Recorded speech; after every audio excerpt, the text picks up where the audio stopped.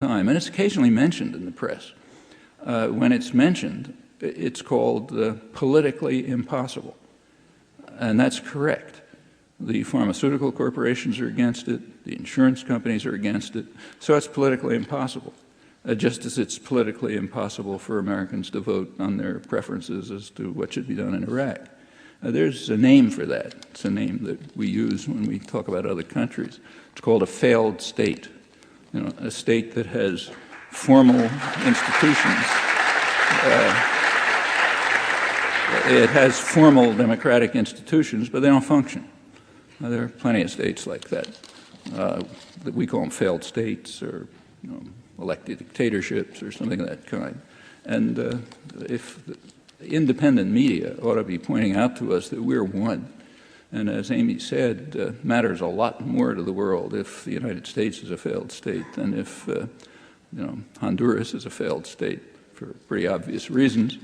And democracy now is one of the forces that's helping overcome that.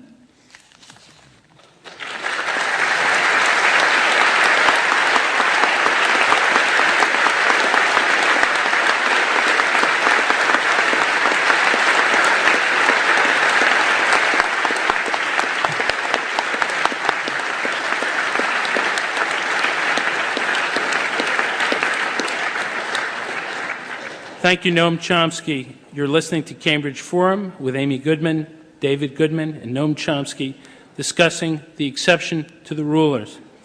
Let me start the questions. I'll start with a question for Amy and David. In the exception to the rulers, you described the mainstream news media, and you've certainly given examples tonight, as a well-oiled propaganda machine that is repackaging government spin and passing it off as journalism.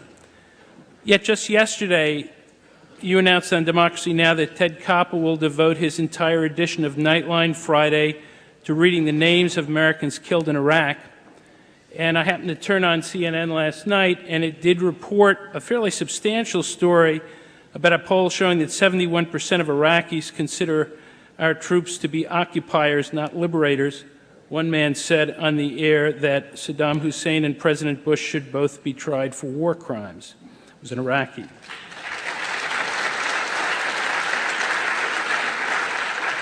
My question is, isn't such reporting something more than propaganda? I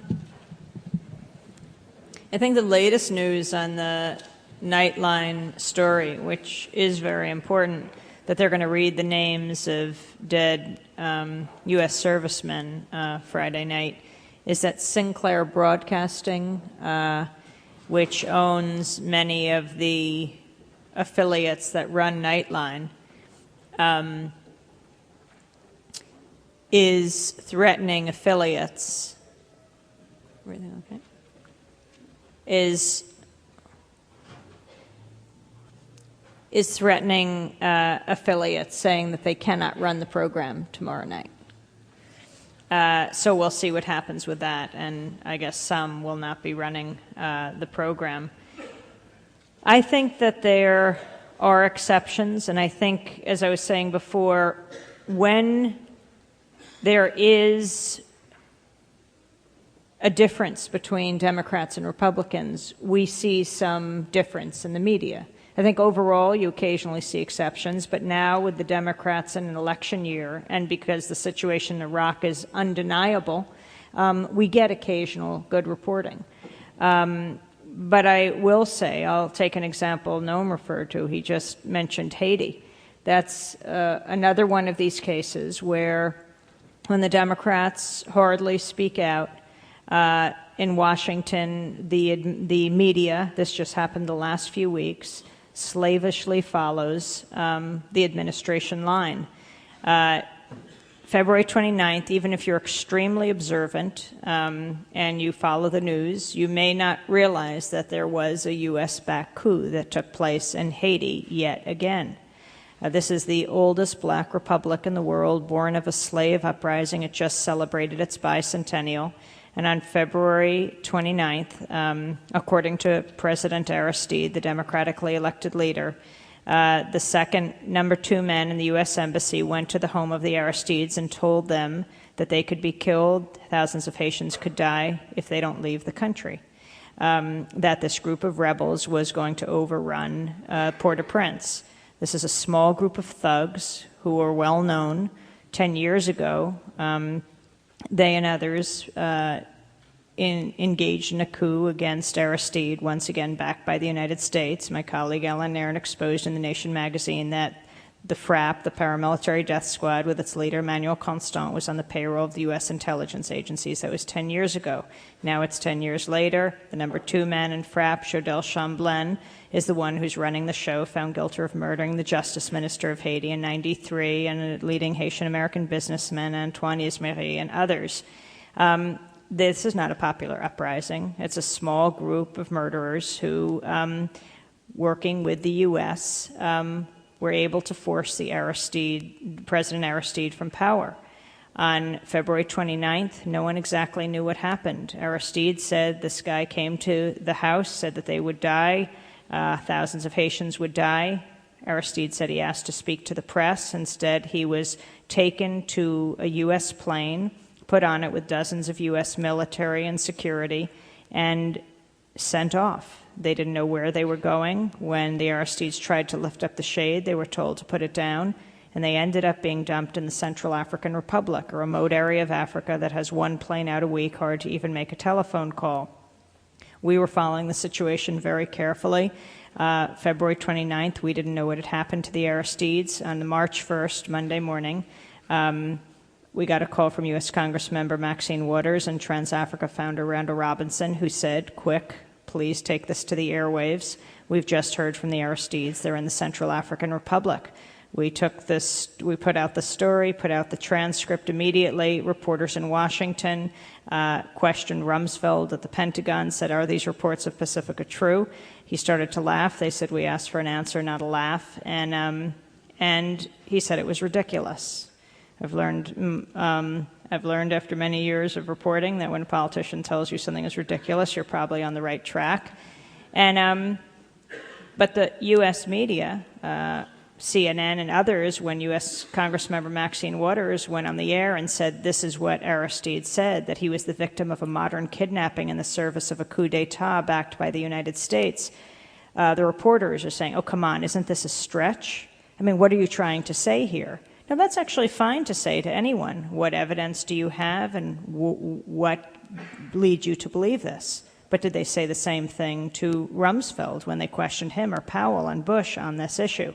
Anyway, 2 weeks later, or a month later, Congressmember Maxine Waters, Randall Robinson, a member of the Jamaican Parliament, decided to take U.S. foreign policy into their own hands, and they chartered a jet, and they flew to the Central African Republic.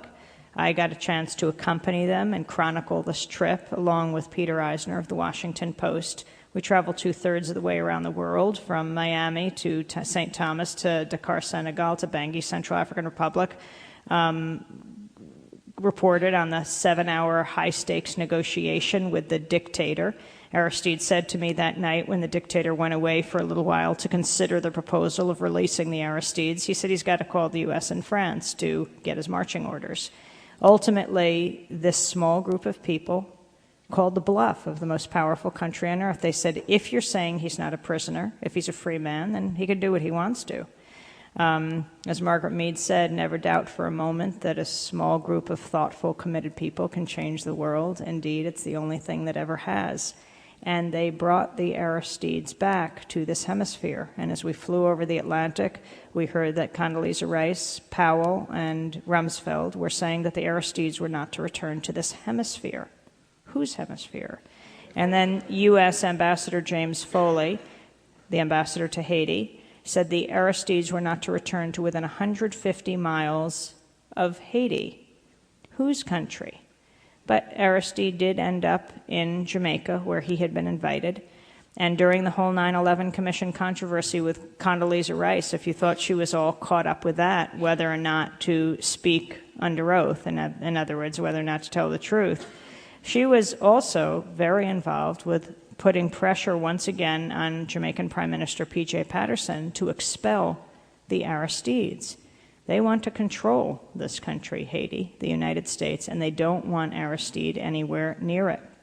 It's absolutely critical. We I'm have sorry, other sorry reports. to interrupt you, and I really do apologize, but I wanted to open it up to questions if I could. I'm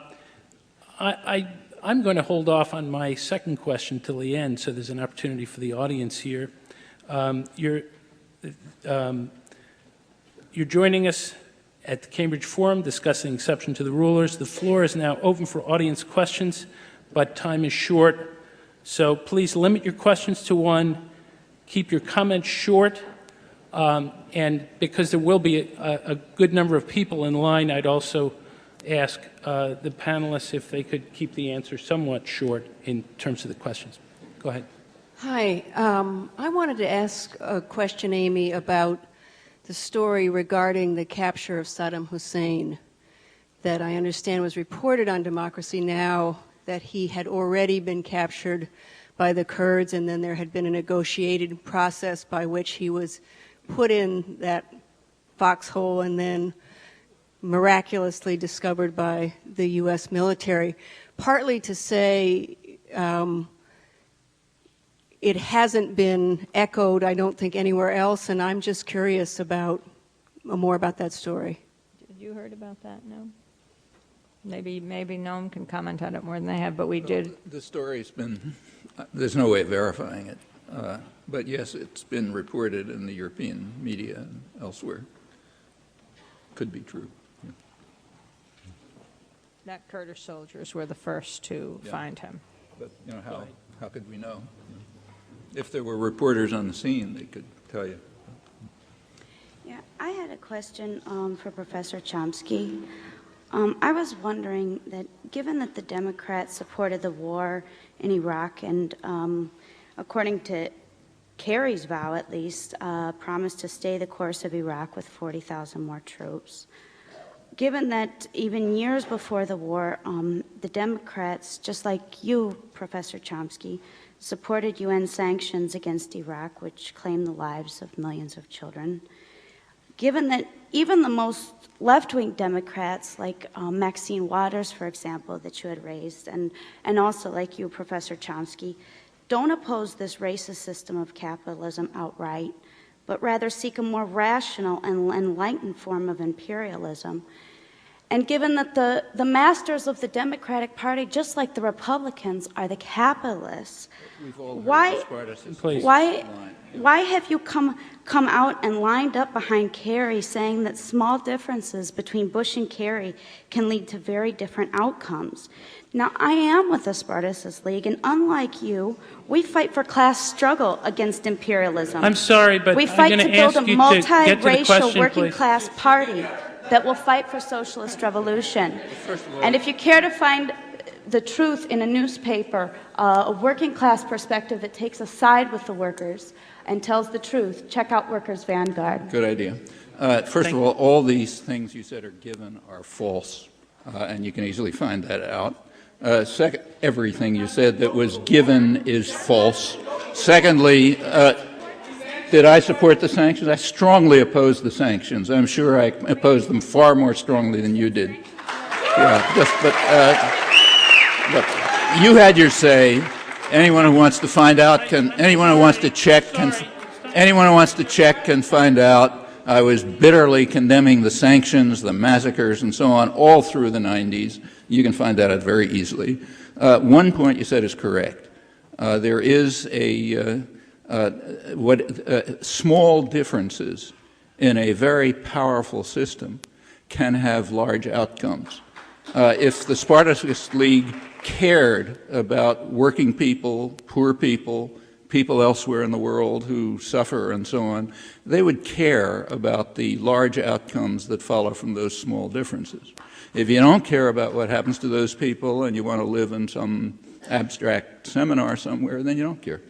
But it's a fact, and we can't deny it.